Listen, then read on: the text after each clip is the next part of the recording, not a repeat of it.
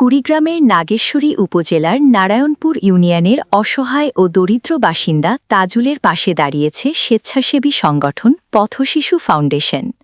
কুড়িগ্রাম থেকে রফিকুল ইসলামের প্রতিবেদনে দেখুন বিস্তারিত।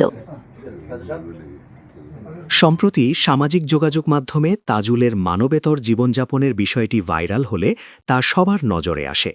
পরে পথশিশু ফাউন্ডেশনের চেয়ারম্যান ফরিদ আহমেদ নয়নের উদ্যোগে তার জন্য টিন ও ঘর নির্মাণের লক্ষ্যে নগদ অর্থ সহায়তা প্রদান করা হয়। তাজুলকে টিন এবং অর্থ সহায়তা করার জন্য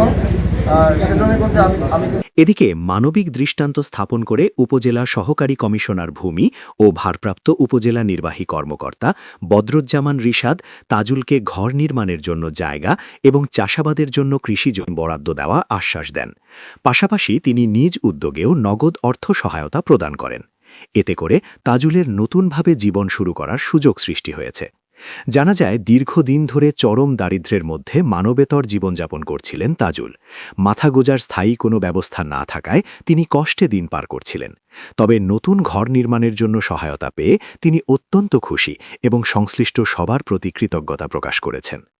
সহায়তা প্রদানকালে উপস্থিত ছিলেন উপজেলা সহকারী কমিশনার ভূমি ও ভারপ্রাপ্ত ইউএনও বদরুজ্জামান রিশাদ, পথশিশু ফাউন্ডেশনের চেয়ারম্যান ফরিদ আহমেদ নয়ন, কৃষি কর্মকর্তা শাহরিয়ার হোসেন, উপজেলা বিএনপির আহ্বায়ক সহকারী অধ্যাপক গোলাম রসুল রাজা, প্রেস ক্লাব সভাপতি রফিকুল ইসলাম এবং নারায়ণপুর ইউনিয়ন পরিষদের চেয়ারম্যান মুস্তাফিজুর রহমান মুস্তফা প্রমুখ। পরিচয় দিয়েছে আমি নাগেশ্বরী উপজেলার নারায়ণপুর ইউনিয়ন থেকে বলছি ওনার ভিডিওগুলাতে। তো তখন আমাকে পাঠানো শুরু করছে যে আপনার উপজেলার এরকম একজন এভাবে করছে। তখন কিন্তু আমার নজরে আসছে প্রথমে। আমি কিন্তু নিউজ ফিডে দেখিনি, মেসেজে দেখছি প্রথম। এবং আপনার যে ভালো কাজটা এটা কন্টিনিউ করতে। সোশ্যাল মিডিয়াকে তো মানুষ বিভিন্নভাবে ব্যবহার করে। তো আমাদের যে তাজু ভাই তিনি খুব ভালোভাবে তার গ্রামের সমস্যাগুলোকে তুলে ধরেছেন সোশ্যাল। দেখা যায় চর রাজীবপুর এবং রৌমারীর কিন্তু সরাসরি ঢাকার সাথে স্থল যোগাযোগ আছে।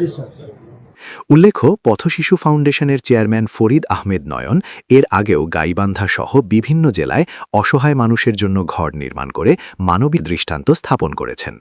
স্থানীয়রা জানান এ ধরনের উদ্যোগ সমাজের অন্যদেরও অসহায় মানুষের পাশে দাঁড়াতে উৎসাহিত করবে। তারা তাজুলের জন্য আরও সহযোগিতার আহ্বান জানিয়েছেন। আরো দূরে এরকম দুই একটা দেখে তাহলে আমি আশা করি আমরা চর অঞ্চলগুলা অনেক এগিয়ে যাব।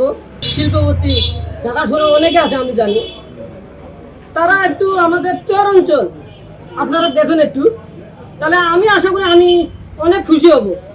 শুধু আমাকে করুন এটা না, উদ্দেশ্য হলো আমার বুকে ভিতরে ব্যথার থেকে শুরু এটা আমার। এটা আসলে প্রতিটা ভিডিওর মধ্যে আমার বলা আছে, আবার সবসময় বলাটা ঠিক না। আসলে আমরা 3 ভাই 3 বোন, বাবা মা আছে, আমার মা অসুস্থ, আর আমার বোন এটা সামনে এসেছি পরীক্ষা দিবে আর কি। বিয়ে করলে যা একটু খরচ হয়, ফ্যামিলিতে লোক বেশি ছিল, খরচ আমার পকেটে 10 টাকা জমে না, পাইলে 200, 1500 টাকা ঋণ থেকে যায়। তারপরে আমি কোনো লাভের উপরে টাকা নেই, কোনো সুদের উপরে নেই আর কি। আমি আশা করি আর আমাদের এলাকায় আমাদের যে বেচে ওরা কিন্তু চলে এইভাবে, ওর কাছে টাকা হাওলাত নেই, ওর কাছে না, এইভাবে চলে। আমি কারো কাছে 10 টাকা হাওলাত নেই, কষ্ট করে অনেক চলছি আমি। আচ্ছা, আরেকটি বিষয়, আপনি তো এখন ভাইরাল হয়েছেন, এখন আপনি অনেক উপরে যাবেন আগামীতে আমরা আশা করি। এখন যদি আপনার এই স্ত্রী আপনার জীবনে ফিরে আসতে চায়, তাকে গ্রহণ করবেন কি না? নোট এলাও ওটা কেন, তার অন্য এলাকায় হ্যাঁ সুখে আসেছে, আমি আশা করি সুখে দেয়।